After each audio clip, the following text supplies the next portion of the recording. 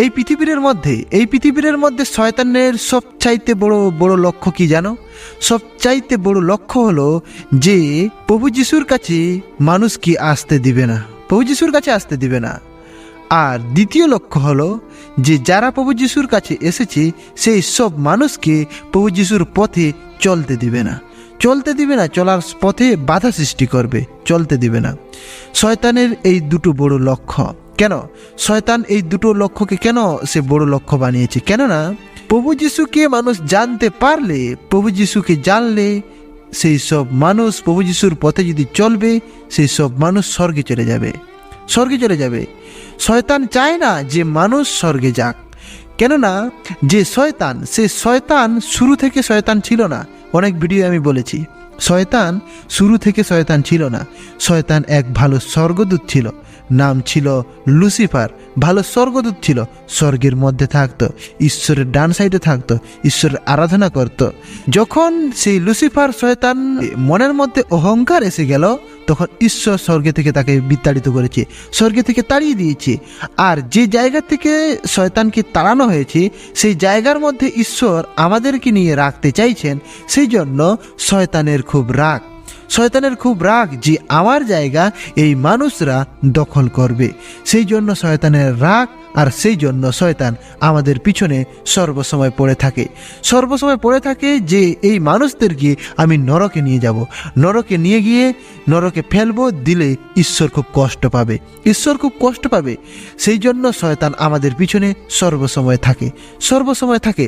সেই জন্য শয়তানের বড় পরিকল্পনা বা বড় সিদ্ধান্ত, যে বড় লক্ষ্য হলো যে প্রভু যিশুকে জানতে দিবে না। সেই জন্য আমরা যখন বাইরে যখন মানুষের কাছে যখন প্রভু যিশুর কথা বলতে যাই, সেইখানে বাইরের মানুষগুলো কি বলে জানো?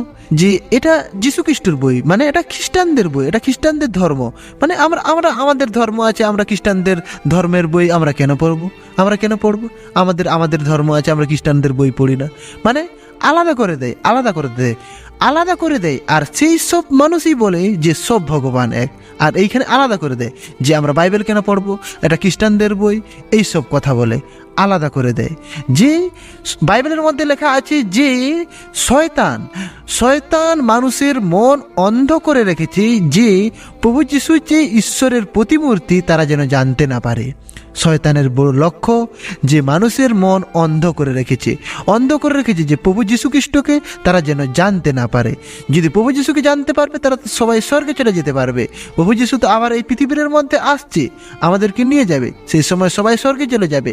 সেই জন্য শয়তানের বড় উদ্দেশ্য বা লক্ষ্য আমাদেরকে প্রভু যিশুকে জানতে দিবে না। আর যারা আমরা প্রভু যিশুকে জানি, প্রভু যিশুর পথে আমাদেরকে চলতে দিবে না। শয়তানের এই দুটো বড় লক্ষ্য। সেই জন্য আমাদের প্রয়োজন যেন আমরা যারা যে প্রভু যিশুকে জানি, বা যারা আমরা যে প্রভু যিশুর উপরে বিশ্বাস করি, আমাদের কর্তব্য, আমাদের দায়িত্ব, প্রভু যিশু বলে গেছে যে তোমরা যাও সমস্ত সৃষ্টির নিকটে সুসমাচার প্রচার করো, তোমরা অনেক মানুষকে আমার কথা বলো। আমাদের দায়িত্ব, আমাদের কর্তব্য যেন আমরা সব মানুষের কাছে প্রভু যিশুর কথা যেন বলতে পারি, আমাদের বন্ধুদের কাছেও যেন বলতে পারি। আর দ্বিতীয় হলো যেন আমরা প্রভু যিশুর পথে যেন আমরা ভালোভাবে যেন চলতে পারি। শয়তানের বড় লক্ষ্য এই দুটোকে আমরা ভেঙে দিব, আমরা ঈশ্বরের কাজ করব। বুঝতে পেরেছ তো? অনেকেই আরো কি বলে জানো? অনেকেই বলে যে এই পৃথিবীরই হলো জীবন, এই পৃথিবীর মধ্যে স্বর্গ, এই পৃথিবীর মধ্যে নরক, এইভাবে অনেকেই বলে থাকে। এই সব কথা শয়তানের কথা, এই সব কথা ঈশ্বরের কথা নয়। কেননা এই পৃথিবীর মধ্যে আমরা মাত্র কয়েকদিনের জন্য আমরা এসেছি, 60, 70, 80 বছর, 100 বছরের জন্য এই পৃথিবীর মধ্যে এসেছি। আমরা পরীক্ষা দিতে এসেছি, এই পৃথিবীর শেষ জীবন নয়। এটা তো মানে কয়েকদিন মাত্র আমরা ঘুরতে এসেছি। এই পৃথিবীর পরে একটা জীবন আছে, সেই জীবনটা হলো মেন জীবন। এই জীবনের মধ্যে আমরা যেসব কাজ করছি, যদি আমরা প্রভু যিশুর উপরে বিশ্বাস করছি, আমরা স্বর্গে যেতে পারবো, না হলে আমরা স্বর্গে যেতে পারবো না। অনেকেই বলতে পারে যে এটা আবার কি ধরনের কথা, যে প্রভু যিশুকে যদি বিশ্বাস করবে না তবে স্বর্গে যেতে পারবে না। তুমি যত ভালো কাজ করলেও যদি প্রভু যিশুকে বিশ্বাস করবে না, তবে তুমি স্বর্গে যেতে পারবে না। কেননা তুমি যত ভালো কাজ করলেও একটা না একটা খারাপ কাজ করবে, একটা না একটা মিথ্যা কথা বলবে, যে একটা খারাপ কাজ, একটা মিথ্যা কথা সব পাপ, আর পাপী ব্যক্তিকে স্বর্গের মধ্যে নেওয়া হবে না। যদি প্রভু যিশুকে বিশ্বাস করলে কেন স্বর্গে যাওয়া যায় এটা বলছি, যে প্রভু যিশুকে বিশ্বাস করলে প্রভু যিশু বলবে যে হ্যাঁ, আমি তোমার পাপের শাস্তি আমি নিয়েছি, আমি তোমাদেরকে ক্ষমা করে দিচ্ছি, আমি তোমাকে ক্ষমা করছি, তুমি স্বর্গে আসো।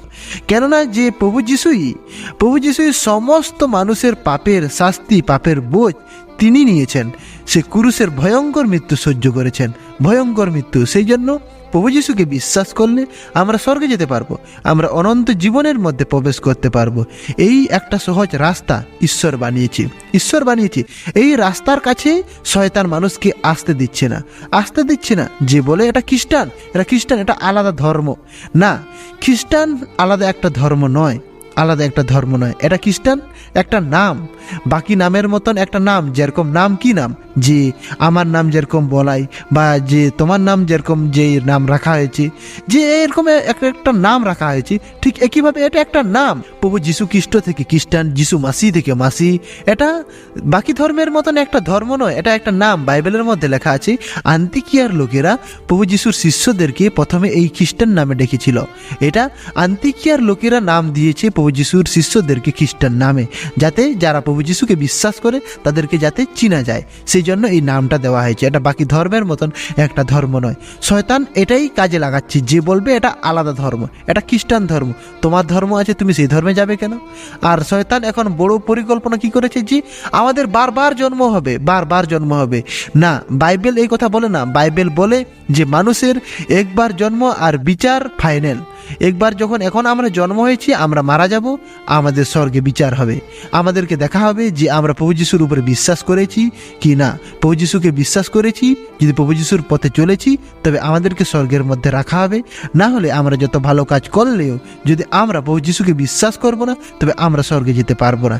কেননা আমাদের মধ্যে তো পাপ, ভুল, মিথ্যে কথা, সেই সব কিছু তো আছে। তো সেই সব কিছু যদি করেছি, একটা করলেও আমরা পাপী, আর পাপী ব্যক্তিকে স্বর্গে নেওয়া হবে না। সেই জন্য ঈশ্বর এই সহজ রাস্তা বানিয়েছি, যেন আমরা প্রভু যিশুকে বিশ্বাস করতে পারি। প্রভু যিশুকে যদি বিশ্বাস করব, এটা একটা শর্টকাট রাস্তা। এই রাস্তা দিয়ে আমরা প্রভু যিশুর কাছে স্বর্গে চলে যেতে পারবো। প্রভু যিশু এই পৃথিবীতে থাকাকালীন একটা কথা বলেছে, যে আমি স্বর্গে যাওয়ার একমাত্র রাস্তা, আমি পথ, আমি সত্য, আমি জীবন। ঈশ্বর পিতার কাছে যাওয়ার জন্য আমি একমাত্র একটা রাস্তা, আমি রাস্তা। সেই জন্য প্রভু যিশুর কাছে আসলে আমরা স্বর্গে যেতে পারবো। খাবো দাবো মরে যাব, এটা শেষ জীবন নয়। আপনি ভাবুন, আপনি আপনার ছেলে মেয়ের মৃত্যুর বিষয়ে আপনি ভাবতে পারেন? আপনি ভাববেন যে আমার ছেলে 60 বছর বেঁচে তারপরে মরে গেলে ভালো হবে, আমার মেয়ে 30 বছর বেঁচে তারপরে মরে গেলে ভালো হবে? আপনি ভাবুন যে আপনি আপনার ছেলে মেয়ের মৃত্যুর বিষয়ে আপনি ভাবতে পারেন? আপনি বলবেন না, এটা আমি কোনোদিনও ভাবতে পারি না।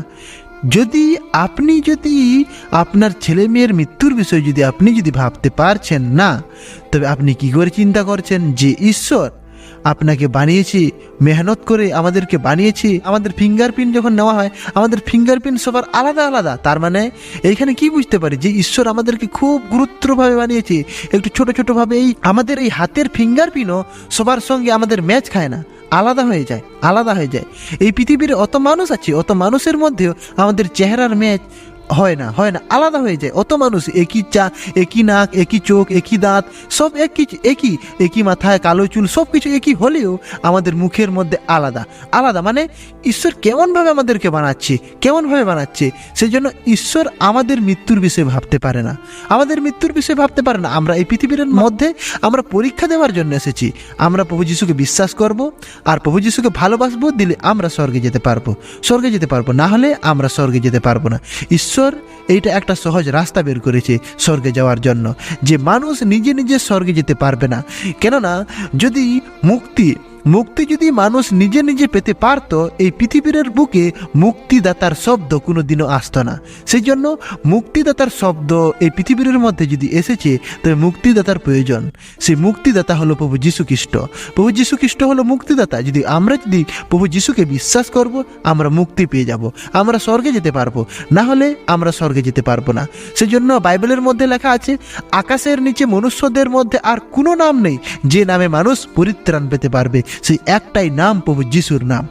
যিশুর নাম ছাড়া মানুষ পরিত্রাণ পেতে পারবে না। সেই জন্য আমি আপনাদের সবাইকে বলতে চাই যে আপনারা প্রভু যিশুকে জানার চেষ্টা করবেন। যারা যে এখনও যদি প্রভু যিশুকে জেনে না থাকেন, তবে আপনারা প্রভু যিশুকে জানার চেষ্টা করবেন। আর যদি আপনারা যদি প্রভু যিশুকে জানেন, তবে প্রভু যিশুর পথে চলার চেষ্টা করবেন। আর বেশি বলতে যাচ্ছি না, আশা করি আমি যেটা বলতে চেয়েছি বা যেটা বোঝাতে চেয়েছি আপনারা সবাই বুঝতে পেরে গেছেন হয়তো। এই ভিডিও যদি ভালো লেগে থাকে একটা লাইক দিবেন, আর কমেন্টের মধ্যে আপনাদের মতামত আপনারা জানাবেন। আর বেশি বলছি না, এইখানে শেষ করছি। ভালো থাকবেন, ধন্যবাদ।